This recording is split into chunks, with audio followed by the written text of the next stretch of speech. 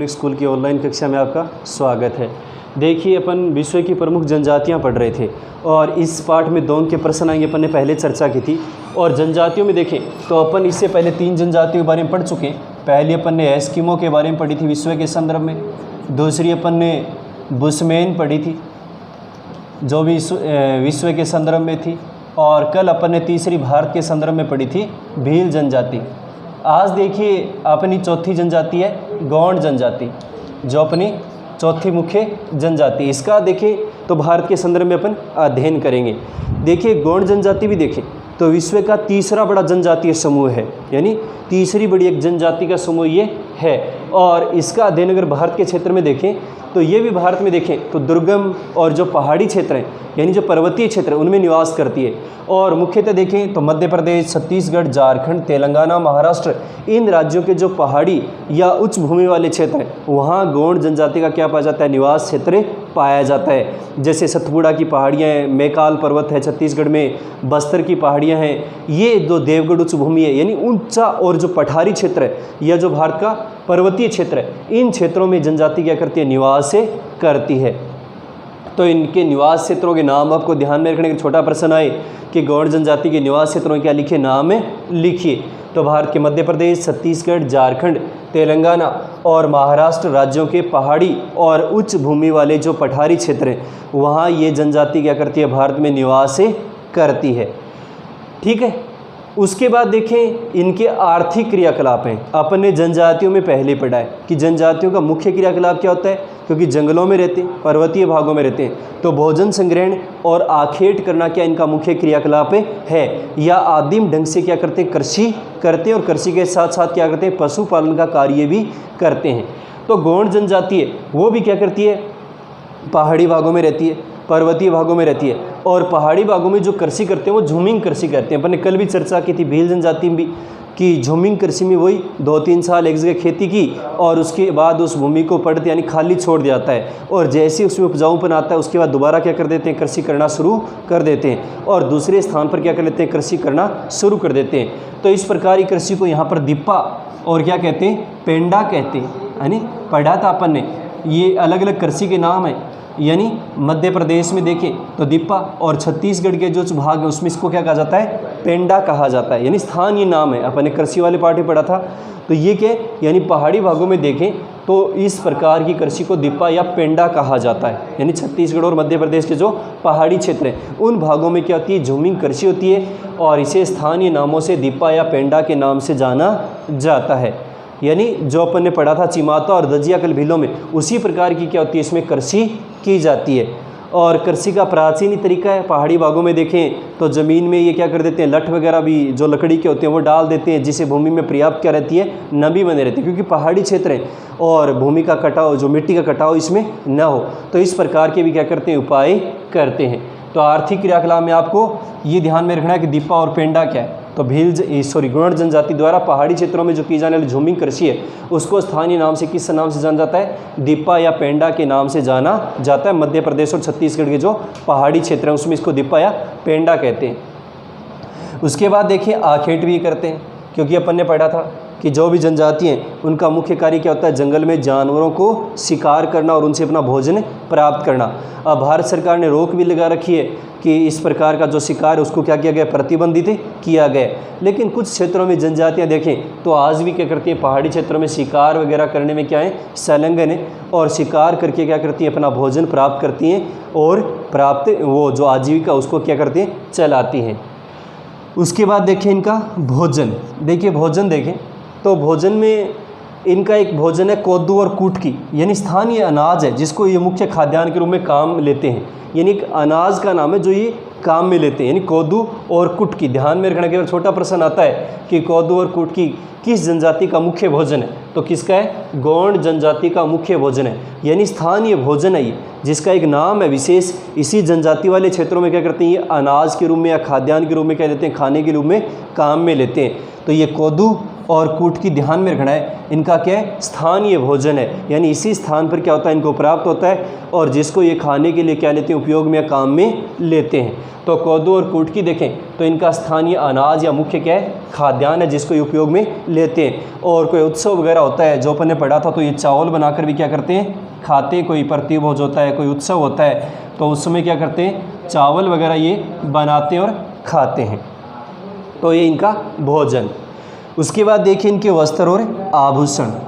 देखिए वस्त्र और आभूषण में देखें तो वस्त्रों में देखें तो गौड़ जनजाति के जो लोग हैं वो सूती वस्त्र पहनते हैं, यानी ज़्यादातर देखें तो इनके वस्त्र कैसे होते हैं, सूती कपड़े से बने होते हैं। जैसे पुरुष देखें इनके तो क्या करते हैं, धोती पहनते हैं। और इसके अलावा देखें तो महिलाएं देखें या स्त्रियां देखें तो साड़ी और चोली वगैरह जो होते हैं वो पहनती हैं। और आभूषण में देखें तो चांदी और एल्यूमिनियम के गहने इनके होते हैं, यानी या तो चांदी धातु से बने होते हैं या एल्यूमिनियम से क्या होते हैं, बने होते हैं। वो हाथों में ये गहने पहनते हैं। इनके अलावा इसकी महिलाएं वगैरह होती हैं, इनकी स्त्रियां वगैरह होती हैं, वो रंग बिरंगी चूड़ियाँ होती हैं अलग अलग, वो भी क्या करती है, अपने हाथों में पहनती है, सजने संवरने कार्य करती हैं।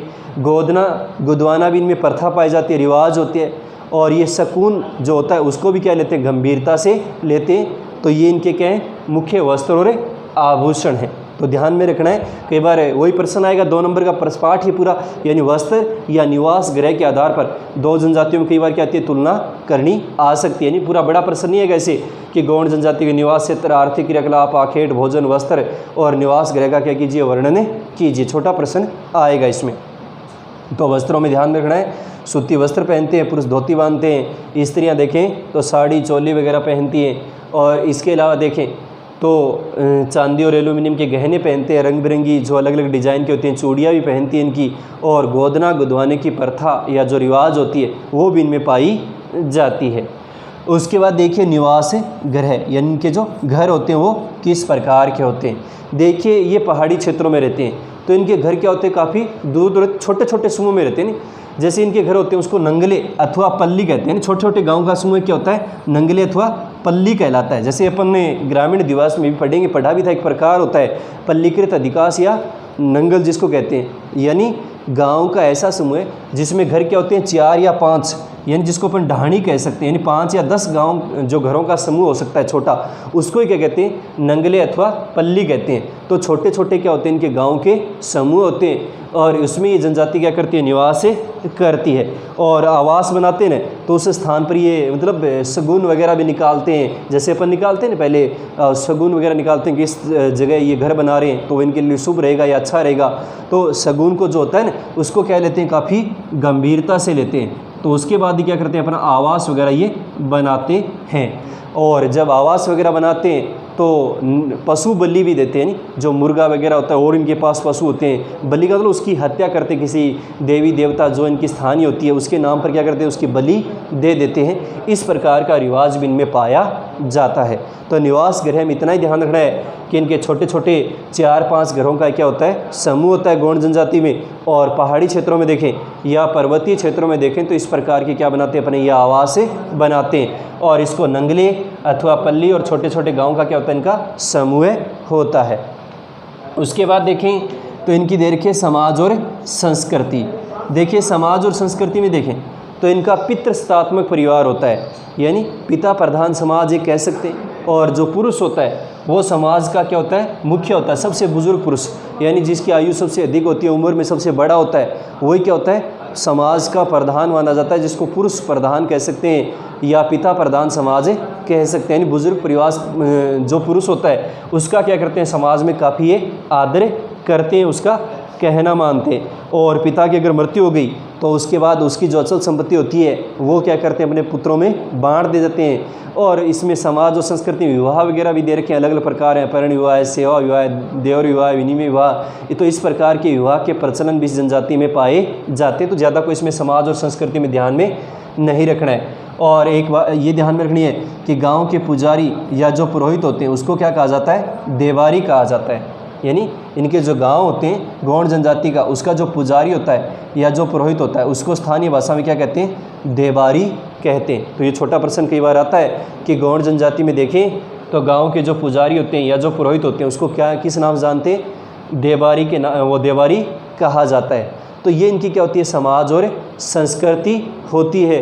इसके अलावा इनके समाज और संस्कृति में अपन देखें तो नृत्य भी करते हैं, गीत भी करते हैं, उत्सव भी मनाते हैं, चांदनी रात में इकट्ठे होते हैं भील और काफ़ी नृत्य वगैरह करते हैं। तेलुगु, मराठी, कन्नड़ जो भी अलग अलग क्षेत्रों में होती है वो क्या करते हैं, अपनी भाषा ये बोलते हैं।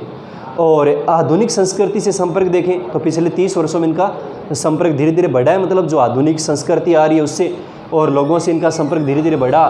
तो सरकार ने भी इसको एक अनुसूचित जो जनजाति है उसमें क्या कर लिया है, शामिल कर लिया है और इसमें इनको आरक्षण का लाभ भी मिला है। तो धीरे धीरे देखें तो इनकी जो साक्षरता पहले नए के बराबर थी उसमें सुधार हुआ है और जो इनकी स्थिति है, आर्थिक स्थिति देखें या क्रियाकलाप देखें तो उसकी स्थिति में भी क्या हो रहा है, सुधार हो रहा है। तो ये है अपनी गोंड जनजाति जो विश्व की प्रमुख जनजातियों में चौथी जनजाति थी। तो एक तो इसके निवास क्षेत्र ध्यान में रखने, मध्य प्रदेश, छत्तीसगढ़, तेलंगाना, महाराष्ट्र के उच्च भूमि वाले या जो पर्वतीय पठारी क्षेत्र वहाँ ये निवास करती है। आर्थिक क्रियाकलाप में इसकी झूमिंग कृषि है, वो करती है स्थानांतरित कृषि और जिसको स्थानीय नाम से जानते हैं दिप्पा अथवा पेंडा कहते हैं। छत्तीसगढ़ और मध्य प्रदेश के जो पर्वतीय क्षेत्र उसमें एक आखेट करते हैं। भोजन में कोदू और कुटकी को विशेष ध्यान में रखना है। कई बार छोटा प्रश्न दे देता है कि कोदू और कुटकी किस जनजाति के स्थानीय भोजन है, तो गौंड जनजाति के भोजन अवसर पर कोई उत्सव तो चावल बनाते हैं और वस्त्र और आभूषण में सूती वस्त्र है, चांदी एल्यूमिनियम के गहने पहनते हैं और निवास गृह में नंगले अथवा पल्ली होते हैं जो छोटे छोटे गाँव का क्या होता है, इनका समूह होता है। और बाकी तो इसमें देखें तो समाज और संस्कृति में पितृस्थान परिवार है, बुजुर्ग प्रधान होता है या फिर गाँव के पुजारी या पुरोहित को क्या कहते हैं, देबारी कहते हैं। तो ये अपनी थी प्रमुख विश्व की 4 जनजातियाँ। इस पाठ में एस्किमो, बुशमैन, भील और गौंड जनजाति 2 अंक के प्रश्न आएंगे। तो वस्त्र, निवास गृह और इनके आर्थिक क्रियाकलाप और निवास क्षेत्र सभी जनजातियों के अच्छे से ध्यान में रखने, क्योंकि किया तो 2 नंबर का तुलना करना चाहिए, जैसे एस्किम और बुशमैन में आ गया या फिर भील और गौंड जनजाति में आ गया, या विश्व के मानचित्र में एस्किम और बुशमैन को ध्यान में रखना है, कौन से स्थान पर क्या ये जनजातियाँ निवास करती हैं। बाकी बड़ा प्रश्न कोई नहीं आएगा कि गौंड जनजाति के विस्तार से क्या कीजिए, निवास, आर्थिक, भोजन, वस्त्र, इनका क्या कीजिए, वर्णन कीजिए। तो इसके साथ अपना दूसरा पाठ समाप्त होता है। जो पहली इकाई थी उसमें 2 पाठ हो गए 4 अंक के। पहला अपना मानव भूगोल की प्रकृति और विषय क्षेत्र था और दूसरा था विश्व की प्रमुख जनजातियाँ। कल अपन तीसरा पाठ शुरू करेंगे। आज के लिए इतना ही पर्याप्त है। धन्यवाद।